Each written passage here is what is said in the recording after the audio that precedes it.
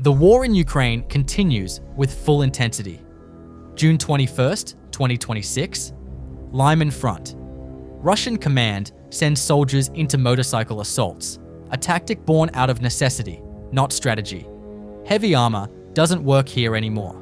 It's visible from a distance, and Ukrainian pilots strike it before it even gets close. So instead, Russia keeps sending motorbikes, hoping speed and unpredictability will get them through. At the same time, soldiers moving through the tree line become targets just as easily. Ukraine's SIGNUM battalion has systematically shut down every attempt, on the road and in the woods. This is what that looks like. A fiber-optic drone navigating through a broken window into an abandoned house. Ukraine's Mirage unit, 17th Special Purpose Center, controlling every move. It searches room by room. Eventually, it finds a Russian soldier hiding inside, caught completely off guard, with no time to defend himself.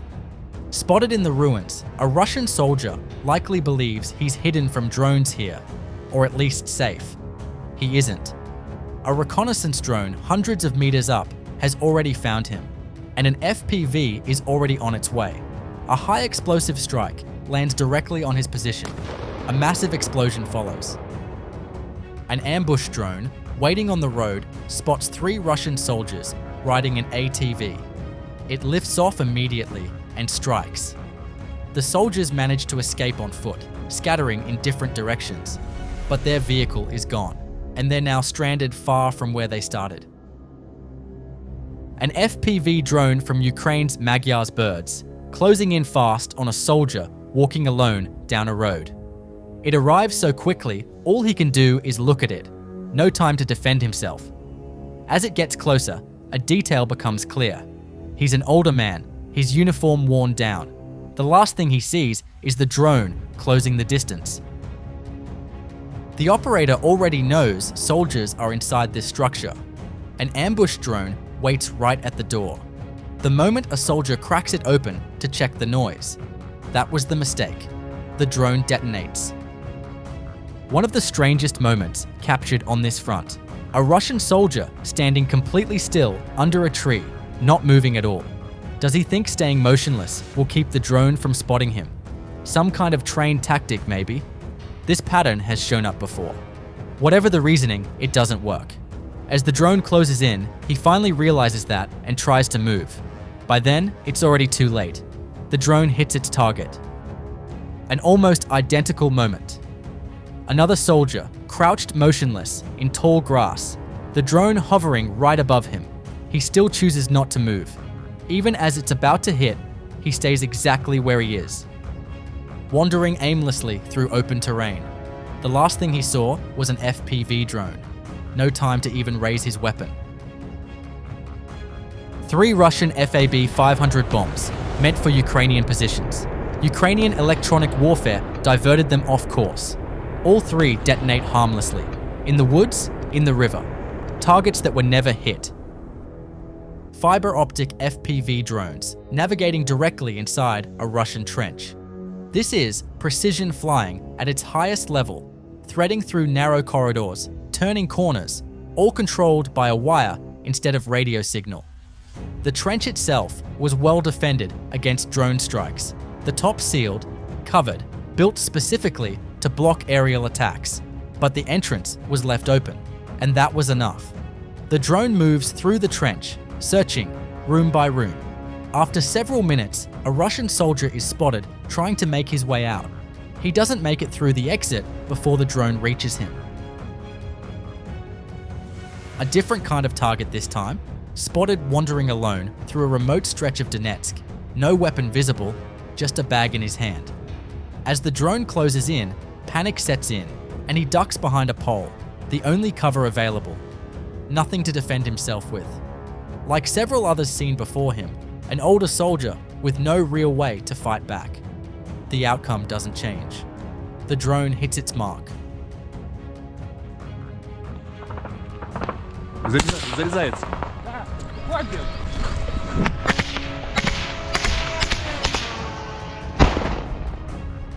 Helmet camera footage from inside a Russian vehicle. A Ukrainian drone arrives so fast they never see where it came from. The vehicle takes the hit before before anyone can react. Pokrovsk direction. Fuel trucks heading to resupply Russian positions, targeted by Ukraine's 422nd Unmanned Systems Regiment. One by one, each vehicle taken out before any fuel reaches the front. Russia keeps trying to send it through. Ukraine keeps making sure it never arrives. A Russian soldier moving through ruins, fully aware drones are tracking him, clearly in a panic. He runs into a destroyed building, still moving, trying to find any way out. An FPV drone is already closing in. As he jumps out through a window, the strike hits at almost the same moment. And somehow, he survives it. He keeps running toward the tree line, no weapon, nothing to defend himself with. A second drone is already on him. He grabs a tree branch, tries to use it as some kind of defense. It does nothing. The second drone finishes what the first one started. Ukrainian Su-27 pilots strike a Russian command post with a GBU guided bomb. This wasn't a quiet position. Constant supply deliveries, heavy drone shipments, frequent launches from nearby. One strike, and that activity stops. No matter how fast a vehicle moves, it's never faster than an FPV drone.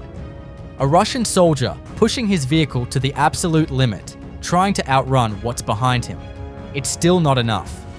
The small drone closes the gap and strikes. Ukraine's 2nd UAS unit infiltrates a Russian position, and what they find is military vehicles hidden under simple camouflage, tucked into makeshift structures, an attempt to keep them out of sight from drones. None of it works.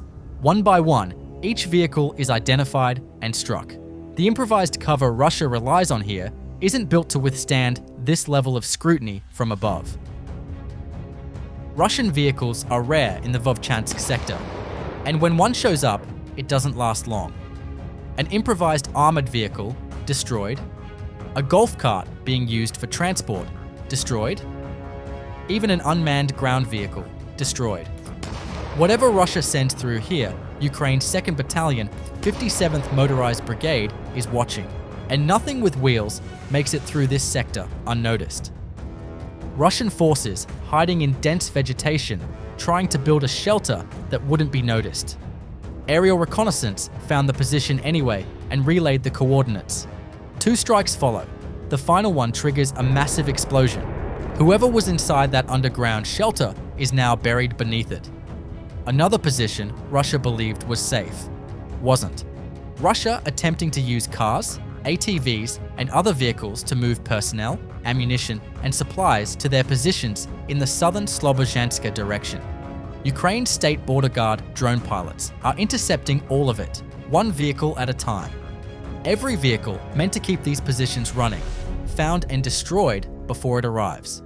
Whatever Russia tries to bring in through this route, it isn't getting through. Vovchansk direction. Russia attempting to build up forces here. Ukraine's Kyzhak Brigade methodically cutting that capability down. This week alone, several Russian artillery pieces turned into scrap metal. Vehicles and motorbikes carrying ammunition and fuel struck before they reached their destination. The build-up Russia is trying to create here keeps getting dismantled before it ever takes shape.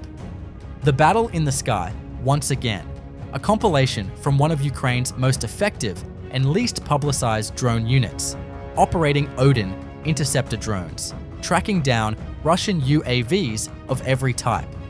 Different drones, same result every time.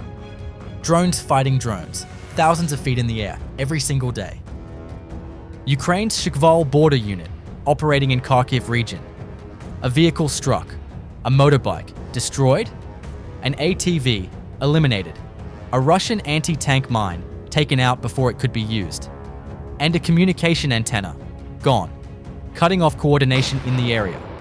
A full sweep of everything Russia had set up here, vehicles and connectivity, all in one operation. The night of June 21st, Ukraine's unmanned systems forces hit Crimea hard again, an oil depot at an oil terminal in Kerch, 2 Russian radar systems, a Kasta 2E2 and a Nebo-U, both destroyed in the same operation.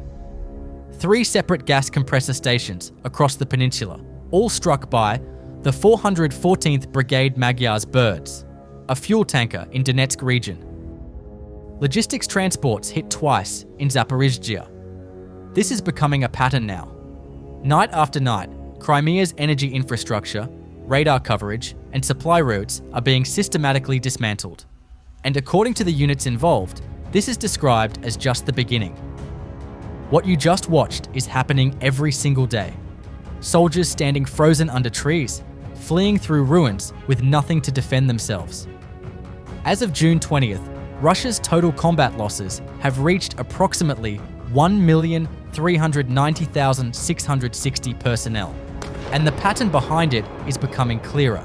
Ukraine's military has reportedly turned a corner on its manpower problem, now losing fewer soldiers than Russia, even on offense. Ukrainian drone units can now strike Russian logistics up to 60 miles behind the front line. Exactly what you saw tonight: fuel depots, gas stations, and command posts hit far from where anyone expected. Russia still has hundreds of thousands of troops attacking across multiple sectors, but the targets keep multiplying. Vehicles, hiding spots, underground shelters, nothing stays hidden for long. Russia keeps sending men forward. Ukraine keeps finding them, on the ground and now deep behind their own lines. The front hasn't broken, but the pressure keeps building. Drop a comment. How long can Russia keep absorbing losses like this?